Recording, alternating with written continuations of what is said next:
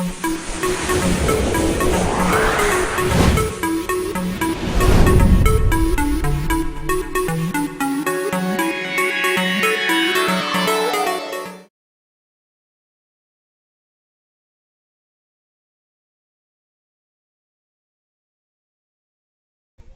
पंच लोग सब केहू तो आइए गेल बा और के बा के बाकी रह गेल बा। अभी लड़की घर वाला भाग गेल बा।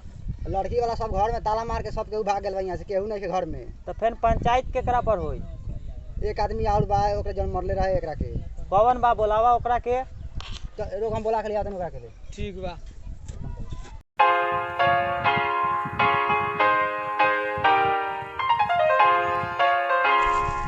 रे साला गाय के झाट में ढील ना निकाल, चल हम पंचायत बैठा लाई। कहाँ रे साला? ओ दिन तू नहीं तो सब मटे आला ही। हाँ। चल लूंगा बड़ा से मुखिया जी चल। आ तू तो साला तनी मुंह संभाल के बोल, समझ चल, गए चल। नु? ना तो मुंह फाड़ देबो हम। चल मैं चलूंगा देखता नहीं क्या मुंह फाट रहा। चल रे साला तू पहले हमार कालर छोड़ दे। साला ऐसा ऐसा मुखिया के हम अपना झाट में साला बांध के रखी ले। चल ना साला चल ना चल बार का हीरो बनत रही था। चल ना साला देख लेबो हम सबके।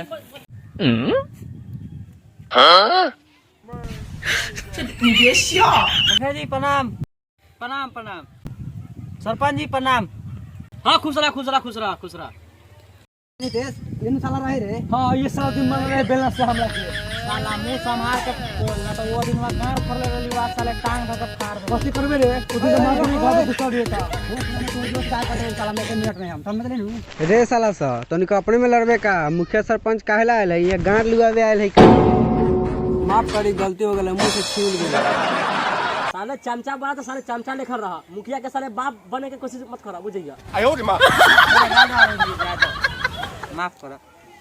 ताओ तू एकरा के मरले काहेला रहलही? यही साला से पूछो ना काहेला मरले रहनी। यही साला से पूछू। मुखिया जी हम संग इंसाफ कर दे, हम संग बहुत गलती भेल बा।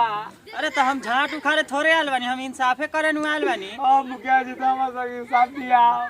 तो सब मतलब तो सब हिसाब हो जाए तू। ठीक बा जल्दी दे। मुखिया जी एक साला से हमारे गाँव में बेलना हुड़ दिल बटे।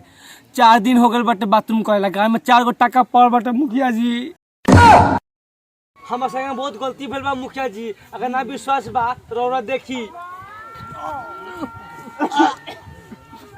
जो दूर रहा सब तोहर दुख दूर हो जाई। तू पहले साला साइड रह, बिके मोहकता भाग साला बिखे मोहकत छी।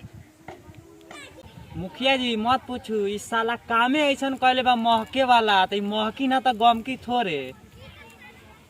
अरे ये ऐसन कौन काम कहले बा कि तू एकर मार के गाड़ फाड़ देले बारे रे? oh, no. एकर गाड़ साला अपना महकता कि नाक साला महक से सोहत नहीं खेल रखा।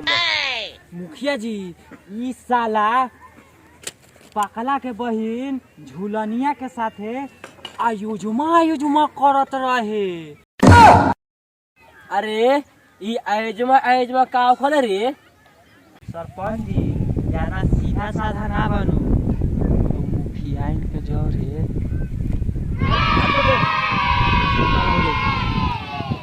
का रे नितेशवा, ई बात सही बा कि तू गे रहस?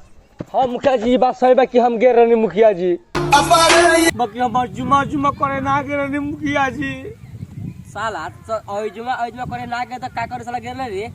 हमरा और बात करे खाए कहत नहीं सरपंच जी। हमरा के फोन करके बोले रहे बाकी हम ना जात रहनी। बार ना जात रहले तो साला कैसे चल गए रे? उ सत बत्ती हमरा के फोन करके गाड़ी देत रहे तब हम गे नहीं। कैसन गाड़ी देवत रहो कि तू चल गेले रे? उ कहे लगा तू मौका बारे भरुआ बारे दोगला बारे, तोरा घर में दम नहीं के।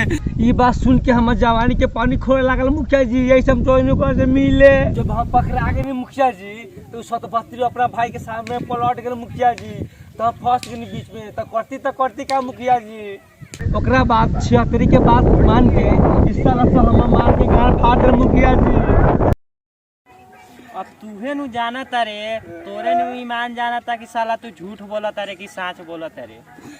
ना हम पर दादा कीड़े खाए कहते नहीं। मुखिया जी अगर हम झूठ बोल बारे नु तो हमारे दादा के गाँव में कोई फूट जाए। मुखिया जी वाकई में तोरा साथे तो बहुत गलत भेल बा। ऐसे ओकनी के ना करे के चाहत रहलक। अरे वो मुखिया जी, ये तो हमहुओ जाना तानी कि एकरा संगे गलत भेल बा।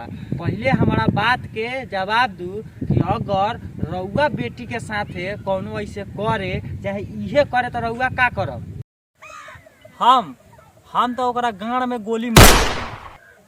अच्छा, रउआ जब गाड़ में गोली मार देती आ हम गाड़ में बेलना हुर देनी तो कौन खराब कहीं? ना, तू ठीक कहले, इस साला कुत्ता बिलाई के साथे यही लेखा होखे के चाहिए। मुखिया जी सरपंच जी हमके माफ कर दिया, गलती हो गया।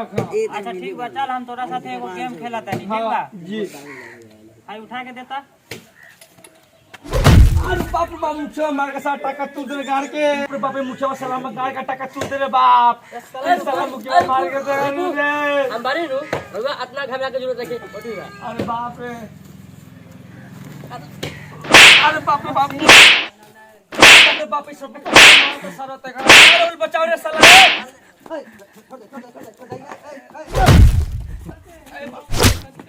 哎呦我的妈！ भाग भाग भाग भाग।